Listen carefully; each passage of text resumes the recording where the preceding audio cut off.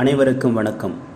இந்திய விமானப்படைக்கு சொந்தமான போக்குவரத்து விமானம் அஸ்ஸாம் விமானப்படை தளத்தில் சனிக்கிழமை தரையிறங்கிய போது தரையில் மோதி வெடித்து சிதறியது. இதில் அந்த விமானத்தில் பயணித்த விமானப்படையைச் சேர்ந்த 5 வீரர்கள் உயிரிழந்தனர். AN-32 என்ற இந்திய ரஷ்ய தயாரிப்பு போக்குவரத்து விமானம்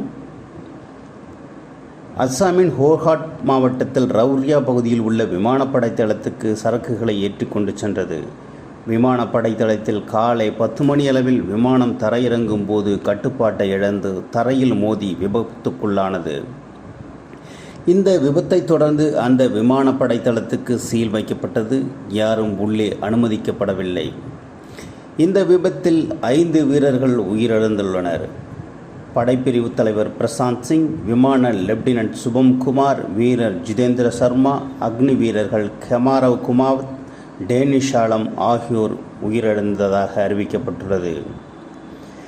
விமானம் தரையிறங்கிய போது கட்டுப்பாட்டை இழந்து ஓடுபாதையில் இருந்து விலகிச் சென்றது. பின்னர் மிக பெரும் வெடிச்சத்தத்துடன் 2 துண்டுகளாக உடைந்து தீப்பிடித்தது. தீயணைப்பு வாகனங்களும் ஆம்புலன்ஸ்களும் விமானப்படை தளத்துக்கு விரைந்து வந்தன என்று விபத்தை நேரில் பார்த்தவர்கள் தெரிவித்தனர். இந்திய விமானப்படையில் போக்குவரத்துக்கான முக்கிய ஆதாரமாக கடந்த 40 ஆண்டுகளுக்கு மேலாக விளங்கி வருகிறது AN-32 ரக விமானம். 1984 மற்றும் 1991 ஆண்டுக்கு இடைப்பட்ட காலத்தில் 125 AN-32 விமானங்களை இந்திய விமானப்படை கொள்முதல் செய்தது. 2 என்ஜின்களில் இயங்கும் இந்த விமானம் 6700 கிலோ சரக்குகளை ஏற்றிச் செல்லும் திறன் கொண்டது. சிறிய விமான பாதையிலும் மிக உயரமான இடங்களில் அமைந்துள்ள விமான நிலையங்களுக்கும் இயக்கக்கூடிய திறனுடன் இந்த விமானங்கள் வடிவமைக்கப்பட்டுள்ளன. சாலை வழியாக அணுக முடியாத படைத்தளங்களுக்கு வீரர்கள், வெடிமருந்துகள், பொறியியல் சாதனங்கள், உணவுப் பொருட்களை எடுத்துச் செல்ல இந்த விமானங்கள் வழக்கமாக பயன்படுத்தப்பட்டு வருகின்றன.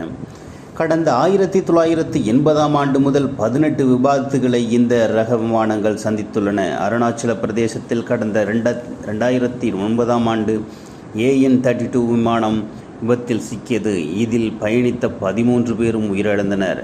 கடந்த 2016 ஆண்டு 29 வீரர்களை ஏற்றிக்கொண்டு வங்கக்கடல் மீது சென்று கொண்டிருந்த இந்த விமானம் திடீரென விபத்துக்குள்ளாகி கடலில் மூழ்கியது. இந்த விபத்துக்களை தொடர்ந்து விமானத்தின் செயல்திறனை மேம்படுத்த தொடர்ச்சியாக பல்வேறு தொழில்நுட்ப மேம்பாடுகள் இந்த விமானங்களில் மேற்கொள்ளப்பட்டன. தற்போது மீண்டும் இந்த விமானம் விபத்தில் சிக்கியிருப்பது அதன் பாதுகாப்பு தீவிர மறு ஆய்வுக்கு உட்படுத்தப்பட வேண்டியதன் அவசியத்தை ஏற்படுத்தியுள்ளது. மிகவும் பழமையான இந்த விமானங்களுக்கு பதிலாக நவீன IL-76 விமானங்களை வாங்கிய இந்திய விமானப்படை ஏற்கனவே திட்டமிட்டு வருகிறது. இதன் கொள்முதல் இனி வேகமெடுக்கும் என எதிர்பார்க்கப்படுகிறது. வணக்கம்.